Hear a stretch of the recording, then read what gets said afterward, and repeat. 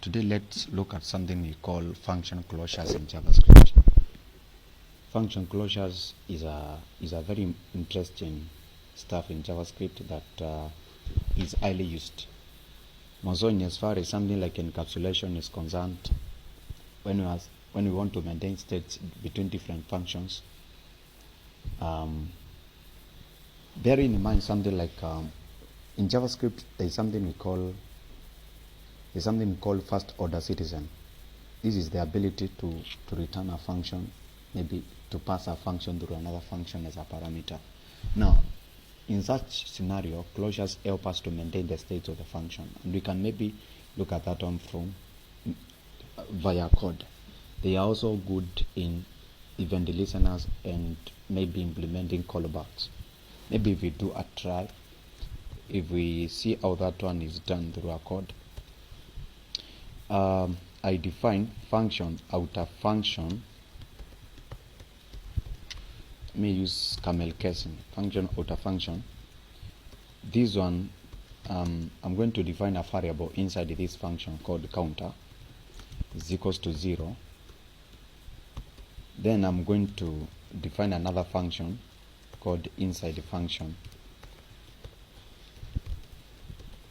Then I'm going to counter increment counter that way. Then I'm going to console.log counter. Then here I'm going to return now this inside function. I'm going to return inside function that way. Then here I can now, maybe I just want a value to define a value that is going to hold the value of this return function. So it will be const increment is equals to outer function that way. Now this one is going to hold this value. Now I can now come and say increment,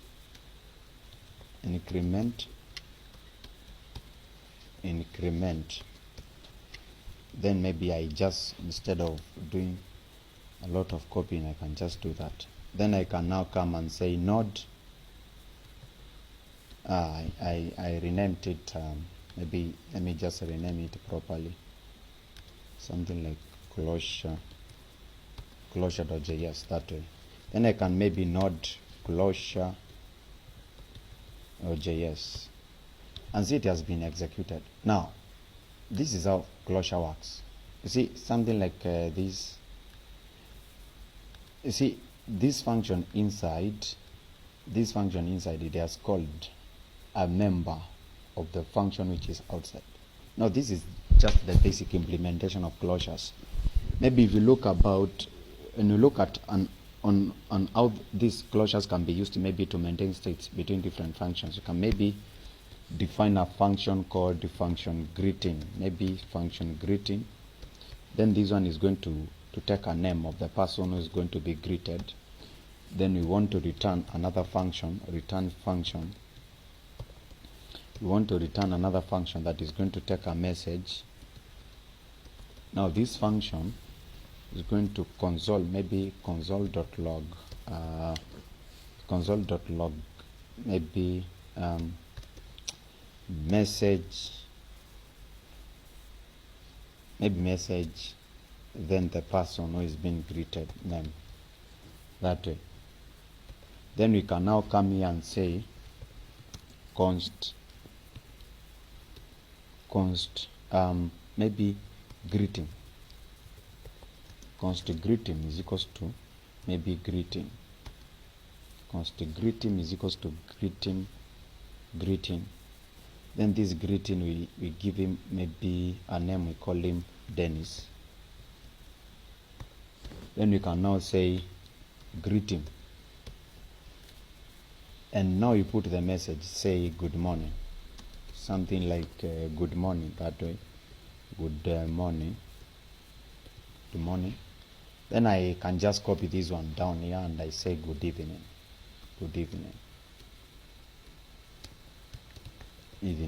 That way, and I can just come and execute it again. So we have this one is quite interesting, because when you see the first function parameter was Dennis, my name. Then I called this function again, and I gave it my greeting. This one is called the state. We just keep in state of the function. When we do, yeah, it's just keeping state of the function using closures. When implementing something, when implementing first order citizens, yeah, we can keep states using something like closures. Another way is maybe we have a button. Maybe you have a button in an HTML maybe file. Then we want now to create a file whereby when we want to create a code or a function whereby when that button is clicked, maybe something to be incremented. How is that one possible? We define maybe function increment, maybe increment cut items that way. Increment cut items. Then it's going to take button ID. Button ID that way. Maybe this one is from the front end. I don't have the HTML file, but you can maybe demonstrate how this one is going to be. Look at this to be edited. How is this one going to be implemented? Look at this. I was trying to mix arrow functions and so we have something like maybe initial value, maybe let initial cut items is equals to something maybe 3 or 0. Initial cut items. Then we are going to maybe document.get element by ID. Want to get by this button ID that way. Then we are going to add event listener this way. Then we are going to listen to an event like click. Then this one is going to return a callback.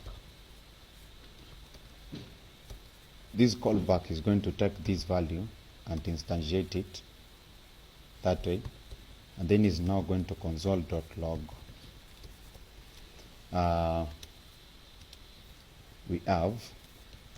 We now have maybe something like have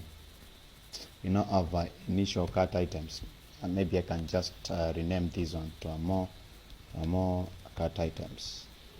We now have cut in the basket that way. And for this one now to run, you have to call it here. But remember, I'm on Node.js environment, so it cannot be executed. Maybe if it has to be run, you have to come up with maybe an HTML file and execute it. But basically, that's how function closures works. That's how function closures work. They are very important in as far as